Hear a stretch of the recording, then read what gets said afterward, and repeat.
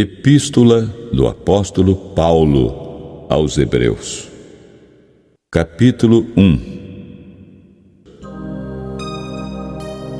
Havendo Deus antigamente falado muitas vezes e de muitas maneiras aos pais, pelos profetas, a nós falou-nos nestes últimos dias pelo Filho, a quem constituiu o herdeiro de tudo, por quem fez também o mundo, o qual, sendo o resplendor da sua glória e a expressa imagem da sua pessoa, e sustentando todas as coisas pela palavra do seu poder, havendo feito por si mesmo a purificação dos nossos pecados, assentou-se à destra da majestade nas alturas, feito tanto mais excelente do que os anjos, quanto herdou mais excelente nome do que eles. Porque a qual dos anjos disse jamais: Tu és meu filho, hoje te gerei? E outra vez: Eu lhe serei por pai, e ele me será por filho. E outra vez, quando introduz no mundo o primogênito, diz: E todos os anjos de Deus o adorem. E quanto aos anjos diz: Faz dos seus anjos espíritos e de seus ministros labareda de fogo. Mas do Filho diz: Ó Deus, o teu trono subsiste pelos séculos dos séculos. Cetro de equidade é o cetro do teu reino. Amaste a justiça e odiaste a iniquidade. Por isso Deus, o teu Deus, te ungiu com óleo de alegria mais do que a teus companheiros. E tu, Senhor, no princípio fundaste a terra, e os céus são obra de tuas mãos. Eles perecerão, mas tu permanecerás. E todos eles, como roupa, envelhecerão, e como um manto os enrolarás e serão mudados. Mas tu és o mesmo, e os teus anos não acabarão. E a qual dos anjos disse jamais: Assenta-te à minha destra, até que ponha teus inimigos por escabelo de teus pés? Não são, porventura, todos eles espíritos ministradores, enviados para servir a favor daqueles que hão de herdar a salvação? Capítulo 2. Portanto, convém-nos atentar com mais diligência para as coisas que já temos ouvido, para que em tempo algum nos desviemos delas. Porque, se a palavra falada pelos anjos permaneceu firme, e toda transgressão e desobediência recebeu a justa retribuição, como escaparemos nós, se não atentarmos para uma tão grande salvação, a qual, começando a ser anunciada pelo Senhor, foi-nos depois confirmada pelos que a ouviram, testificando também Deus com eles por sinais e milagres e várias maravilhas e dons do Espírito Santo distribuídos por sua vontade.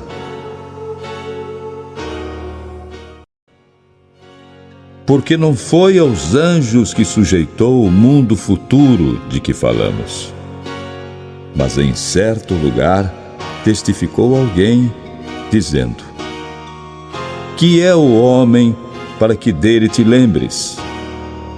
Ou o filho do homem para que o visites?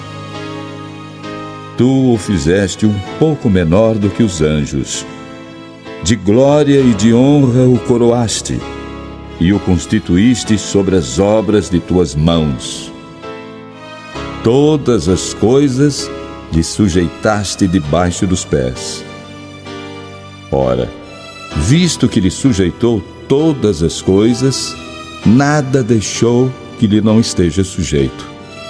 Mas agora, ainda não vemos que todas as coisas lhe estejam sujeitas.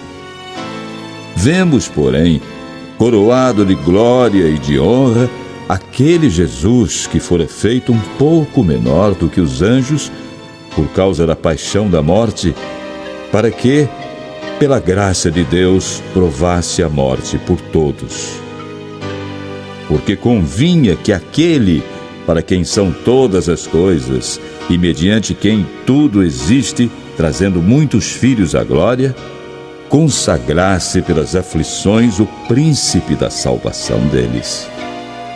Porque assim o que santifica, como os que são santificados, são todos de um, por cuja causa não se envergonha de chamá-los irmãos, dizendo: anunciarei o teu nome a meus irmãos, cantar-te-ei louvores no meio da congregação. E outra vez: porei nele a minha confiança. E outra vez: eis-me aqui a mim e aos filhos que Deus me deu. E, visto como os filhos participam da carne e do sangue, também ele participou das mesmas coisas, para que pela morte aniquilasse o que tinha o império da morte, isto é, o diabo, e livrasse todos os que, com medo da morte, estavam por toda a vida sujeitos à servidão. Porque, na verdade, ele não tomou os anjos, mas tomou a descendência de Abraão.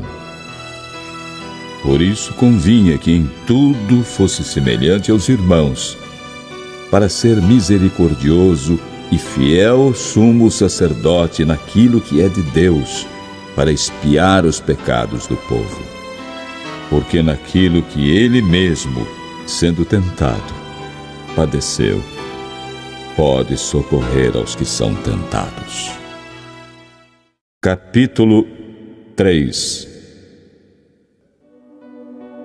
Por isso, irmãos santos, participantes da vocação celestial, considerai a Jesus Cristo, apóstolo e sumo sacerdote da nossa confissão, sendo fiel ao que o constituiu, como também o foi Moisés em toda a sua casa.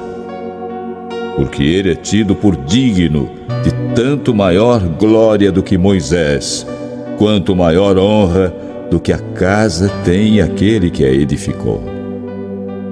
Porque toda a casa é edificada por alguém, mas o que edificou todas as coisas é Deus.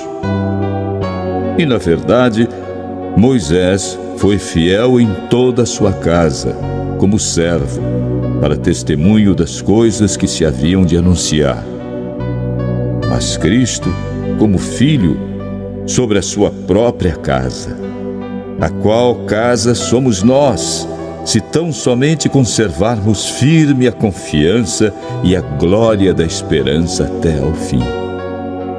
Portanto, como diz o Espírito Santo: se ouvirdes hoje a sua voz, não endureçais os vossos corações, como na provocação, no dia da tentação no deserto, onde vossos pais me tentaram, me provaram e viram por 40 anos as minhas obras. Por isso me indignei contra esta geração e disse: estes sempre erram em seu coração e não conheceram os meus caminhos. Assim jurei na minha ira que não entrarão no meu repouso. Vede, irmãos, que nunca haja em qualquer de vós um coração mau e infiel para se apartar do Deus vivo.